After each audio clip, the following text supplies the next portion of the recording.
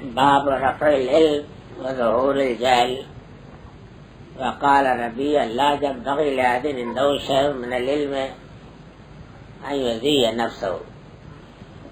یہ باب جو ہے علم کے اٹھا لیے جانے کے بارے میں اور جہل کے غالب ہو جانے کے بارے میں ہے. ربیہ نے فرمایا کہ کسی شخص کے لیے جس کے پاس علم کا کچھ حصہ ہو اس کے لیے دیوا نہیں کہ وہ اپنے آپ کو ضائع کرے. یہ باب ہے. اب اس کے بعد اس کے تحت روایت آتی ہے حدثنا عمران بن میسرہ قال حدثنا عبد الوارث عن ابي التياح عن انس قال قال رسول الله صلى الله عليه وسلم ان من اشراط الساعه يرفع العلم ويثبت الجهل ويشرب الخمر ويظهر الزنا. حضرت انس سے روایت ہے کہ رسول اللہ صلی اللہ علیہ وسلم نے فرمایا کہ قیامت کے آثار یا علامات میں سے یہ بات ہے کہ علم اٹھا لیا جائے گا، جہل اپنے ڈیرے ڈال دے گا، شراب پی جائے گی، زنا عام ہو جائے گا. یہ روایت تو مختلف شکلوں میں گزر چکی ہے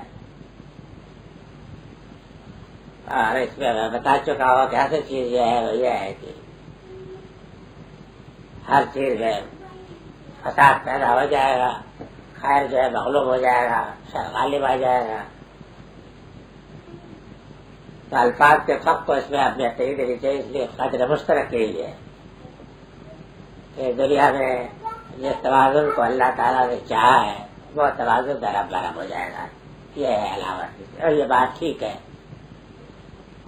اس لیے کہ جب تک کہ عدل و قسط کا نظام باقی رہے اس وقت تو دنیا کو فنا کرنے کے لیے کوئی معقول وجہ نہیں ہے. اللہ بھی ایسی باتیں نہیں کرے گے. اور جب یہ توازن ختم ہو جائے گا تو چھوٹے پیمانے پہ جو دنیا میں قیامتیں آتی رہی ہیں قوموں پر، قوموں کا فیصلہ تو ہو جاتا ہے نا. تو اس میں بھی اصل علت ہی ہوتی تھی کہ توازن ذرا برہم ہو جاتا تھا تو اللہ تعالیٰ اس قوم کو فنا کر کے دوسری قوم لاتا تھا. یہی ہوتا تھا. تو مجموعی دنیا پر جب فیصلہ ہوگا تو ظاہر ہے کہ اسی طرح کے اسباب کے تحت ہوگا.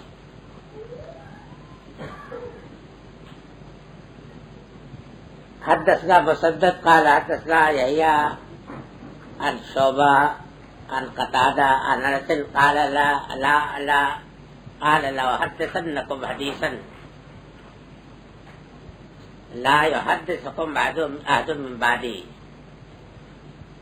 سمعت رسول الله صلى الله عليه وسلم يقول من أشراط الساعة أن يقل العلم ويظهر الجهل ويظهر الزنا وتكثر النساء ويقل الرجال حتى يكون ل50 امرأة القيم الواحد.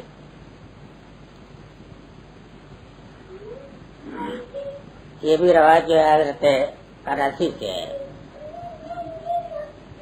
وہ فرماتے ہیں کہ میں تم سے ایک ایسی حدیث بیان کروں گا کہ جو کوئی شخص میرے بعد اور دوسرا نہیں بیان کرے گا.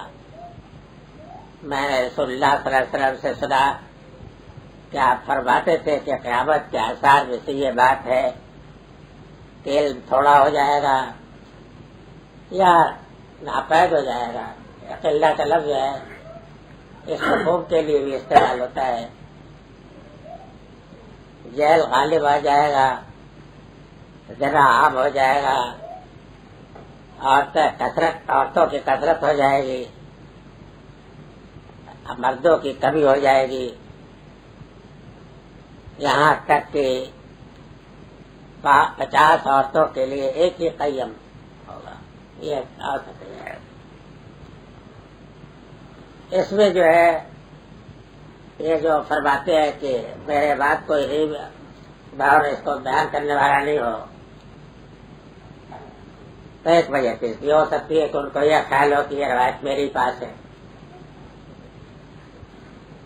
دوسری وجہ یہ بھی ہو سکتی ہے کہ ممکن ہے کہ یہ ان کی زندگی کے اس دور کی بات ہو کہ جب کہ وہ سمجھتے ہو کہ اب میرا وقت قریب ہے اور انہوں نے کہا کہ اب سن لو، اس لیے کہ یہ روایت اغلب ہے کہ میرے ہی پاس ہے اور میرا وقت پورا ہو چکا ہے، اس کی طرف حال میں اشارہ ہو سکتا ہے. باقی اشیاء کے ساتھ وہی ہے جو فرق ہے وہ حقیقت کا فرق ہے، الفاظ کا فرق ہے. حقیقت مشترک ہے، یعنی زندگی کے ہر شعبے میں عدم توازن پیدا ہو جائے گا، خیر جو ہے مغلوب ہو جائے گا، شر غالب ہو جائے گا.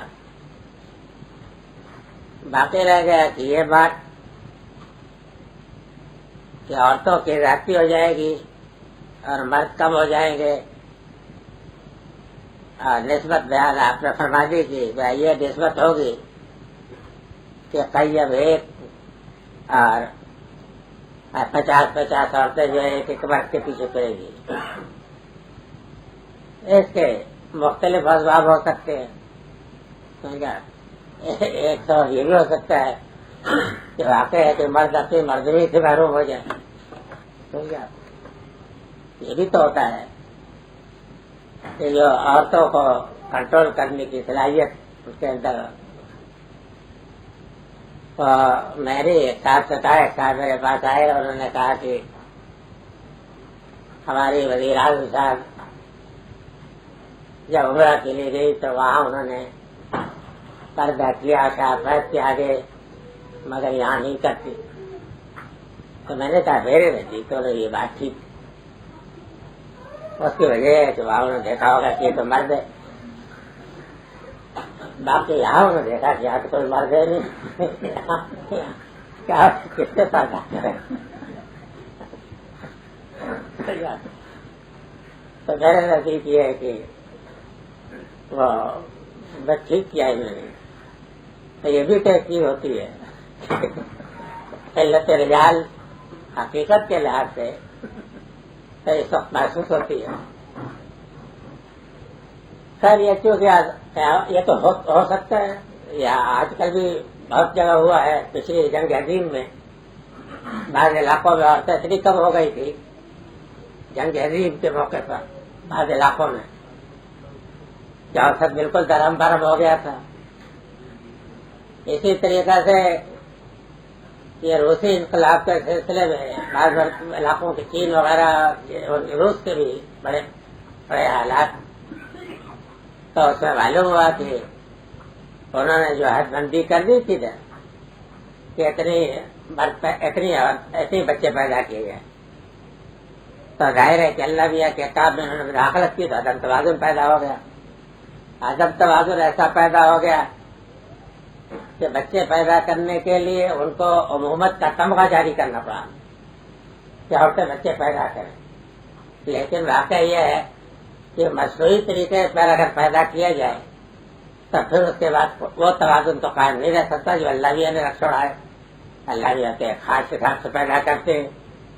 اب اگر آپ نے کچھ نسخے اختیار کر لیے کہ اس سے لڑکیاں پیدا ہو گئی اور اس سے لڑکے پیدا ہو گئے اور اب اخباروں میں ذکر آنے لگا ہے، اب فرض کر لیجیے کہ اس طریقے کا کوئی نسخہ آزمانے سے آتی تب ہو سکتا ہے اگر لوگوں کو یہ نسخہ مل جائے گا تو یہ لوگ تو سب لڑکے ہی پیدا کریں گے یا لڑکیاں ہی پیدا کریں. جو عدم توازن پیدا ہو جائے گا، عدم توازن پیدا ہو کر کے تو پھر یہ نتیجہ ہو سکتا ہے یا تو انسانی مداخلت اس نوعیت کی ہوگی یا یہ کہ جنگ کی وجہ سے کوئی صورت پیدا ہو جائے گی. یہ اس طریقے کی باتیں ہوتی ہیں. لیکن یہ آثار قیامت میں سے ہے. ابھی شکر کیجئے کہ ابھی معلوم ہوتا ہے کچھ دور ہے.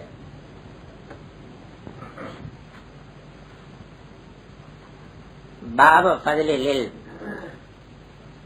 حدثنا سعيد بن عفير قال حدثني الليث قال حدثني عقيل عن ابن شهاب عن حمزة بن عبد الله بن عمر أن ابن عمر قال سمعت رسول الله صلى الله عليه وسلم قال بيننا أنا نائم أتيت بقدح لبن فشربت حتى إني لأرى الريح يخرج في أسفاري ثم أتيت فضلي عمر بن الخطاب قالوا فما أولته يا رسول الله قال علم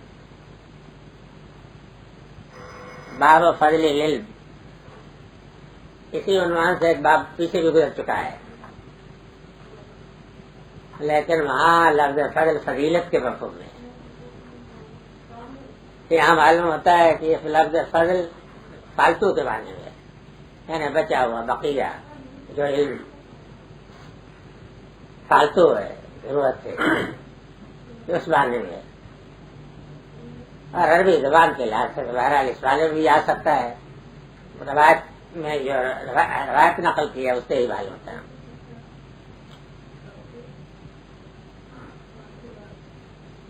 یہ عبداللہ ابن عمر سے روایت ہے کہ انہوں نے کہا کہ میں نے رسول اللہ صلی اللہ علیہ وسلم سے سنا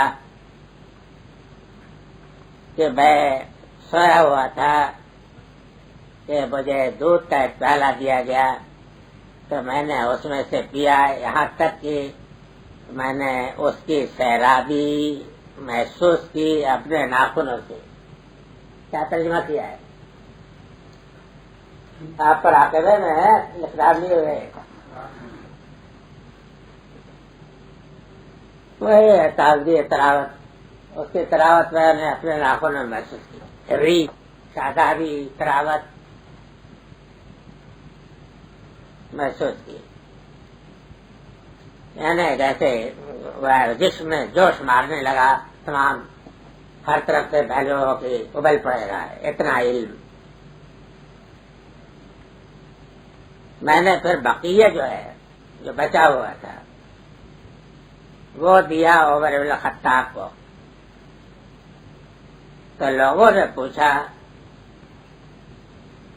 کہ آپ نے یا رسول اللہ اس خواب کی کیا تعبیر فرمائی؟ تو آپ نے فرمایا کہ علم ہے برادری، یعنی علم کا پہلا ہے جو مجھے دیا گیا اور میں نے کیا، آسودہ ہو گیا، اور آسودگی ایسی کہ جو ایک قدر سے محسوس ہوتی تھی، اور پھر میں نے جو بقیہ تھا وہ عمر کو دیا. ویسے روایت تو ہے اشعاب سے، لیکن میں آپ کو بتا چکا ہوں مثال کہ یہ حضرت عمر کی شان میں اچھی سچی روایتیں بھی لاتا ہے تاکہ اس کے لیے جواز پیدا ہو جائے بری سے بری روایت لاتے. اتنی ہوشیاری سے یہ کام کیا گیا ہے.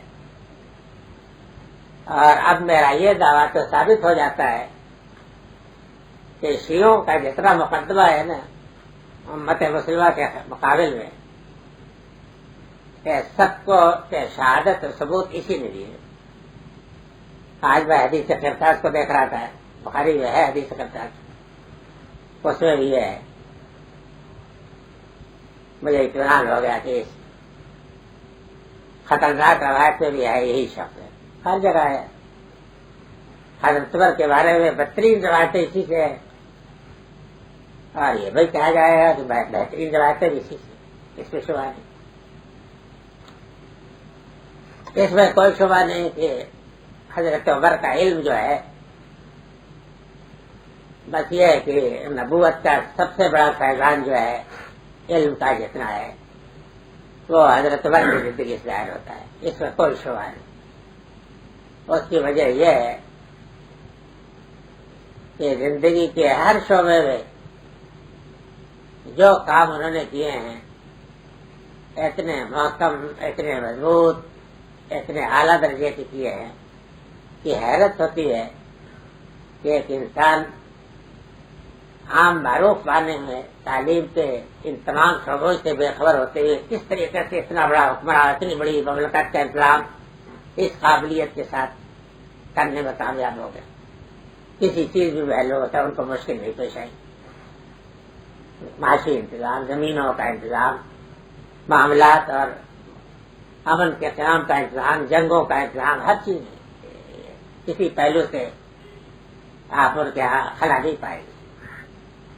یہ صرف فیضان نبوت ہو سکتا ہے. اب جناب سنیے، باب الفتیا واقف علی الدابہ وغیرہ. فتوا دے دینا کھڑے ہوئے یا کسی سواری پر چڑھے ہوئے یا کھڑے ہوئے، فتوا دے دینے کا باب ہے. یعنی اس بات میں جو روایت آئے گی اس سے معلوم ہوگا کہ آپ اگر کسی سواری پہ سوار ہیں تو وہاں سے بھی فتوا دے سکتے یا کھڑے اور فتوا دے سکتے.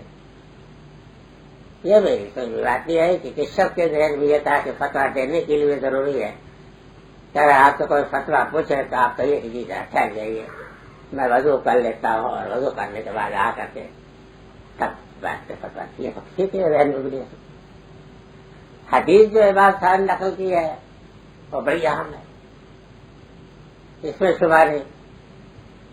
حدیث ابھی آئے گی تو اس سے آپ کو معلوم ہو جائے گا کہ اس سے یہ ثابت ہوتی ہے بات. سب سے بڑی چیز جو بڑی مشکل کو حل کرتی ہے وہ اس سے یہ ثابت ہوتا ہے کہ ایک ہی معاملے میں سنت ایک سے زیادہ بھی ہو سکتی ہے. اس سے تو بڑی مشکل ہو جاتی ہے. خام خواہ کو لڑائی جھگڑے کی کوئی بڑے اسباب ختم ہو جاتے ہیں، لیکن امام صاحب نے اس حدیث سے جو نتیجہ نکالا ہے وہ باب بھی ہے کہ کھڑے ہو کر کے بھی فتویٰ دے سکتا ہے یا سواری پر بیٹھے بھی دے سکتا. آخر یہ کیا بات ہے؟ بہرحال میرے جیسے طویل آدمی سمجھ میں بات نہیں ہے. باب الفتیا، فتیا وہی فتوی ہی ہے، ذرا نادر وجود بچ جا رہی ہے. اور آدمی واقف ہو واقف یعنی مفتی واقف ہو، بیٹھا ہوا ہو مرکب پر یا کسی اور چیز پر، یعنی موٹر کے اندر بھی وہاں بیٹھے ہوئے ہوائی جہاز پر بھی فتویٰ دے سکتے ہیں، خچر کے اوپر بھی بیٹھے ہوئے دے سکتے ہیں. یہ مطلب ہے، یہ باب ہے. اب روایت سن لیجیے. حدثنا اسماعیل قال حدثني مالک عن ابن شہاب. اس میں ابن شہاب اس میں بھی ہے. خالد صاحب نہیں آئے؟ میں نے کہا آج آپ کے لیے میں نے ایک روایت ایسی تلاش کر لی ہے کہ حدیث کرتاب جو ہے اس میں بھی ابن شہاب ہی ہے. عن عیسیٰ ابن طلحہ ابن عبداللہ عن عبداللہ ابن عمرو ابن العاص ان رسول اللہ صلی اللہ علیہ وسلم وقف فی حجۃ الوداع بمنع للناس یسألونہ فجاءه رجل فقال لم أشر فأحلقت قبل أن أذبح فقال أذبح ولا حرج. فجاء آخر فقال لم أشر فنحرت قبل أن أرمي قال أرمي ولا حرج. فما سئل النبي صلى الله عليه وسلم عن شيء قدم ولا اخر الا قال افعل ولا حرج. یہ حدیث ہے جناب. سنیے، عمرو بن العاص سے روایت ہے کہ رسول اللہ صلی اللہ علیہ وسلم حجۃ الوداع کے موقع پر منا میں ایک جگہ کھڑے ہو گئے لوگوں کے سوالوں کا جواب دینے کے لیے جو لوگ آپ سے پوچھ رہے تھے. ایک شخص آیا، اس نے کہا کہ یا رسول اللہ مجھے یاد نہیں رہی بات یا مجھے علم نہیں رہا تھا کہ جس کی وجہ سے میں نے سر مڈا لیا ذبح قربانی کرنے سے پہلے. تو آپ نے فرمایا کہ کر لو، کوئی حرج نہیں. دوسرا اس نے کہا کہ یا رسول اللہ مجھے خیال نہیں رہا. لم اشر کا ترجمہ یہ بھی ہو سکتا ہے کہ یعنی یہ کہ اس سے پہلے یہ کرنا چاہیے تو یہ مجھے یاد نہیں رہا. یہ بھی ہو سکتا ہے، یہ بات بھی ہو سکتی ہے کہ مجھے اس کا علم نہیں رہا. لیکن قرینہ اسی بات کا ہے جیسے ہم کہتے ہیں کہ حضور مجھے یاد نہیں رہی بات، میں نے یہ کر لیا. یہ بھی تو ہوتا ہے نا. تو آپ نے میں نے انہوں نے کہا کہ آپ نے کہا کوئی حرج نہیں ہے. ذبح یعنی قربانی کر لو اسی طریقے سے. یعنی صرف یہی نہیں کہا کہ حرج کوئی نہیں ہے، بلکہ یہ کہا کہ کرو، جس سے یہ بات بھی نکلتی ہے کہ خود اس کام میں کوئی حرج کو نہیں ہے، یہ کر سکتا ہے آدمی.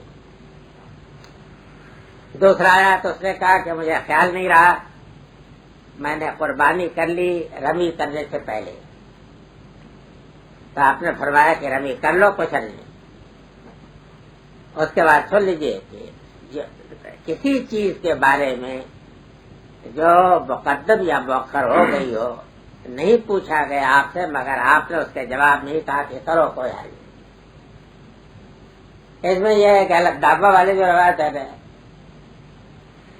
تو میرے ذہن میں یہ تھا کہ ایک روایت میں یہ ہے کہ حضرت صلی اللہ علیہ وسلم ایک جگہ ایک ٹیلے کے پاس ٹیک لگا کے بیٹھ گئے اور لوگ آنے لگے.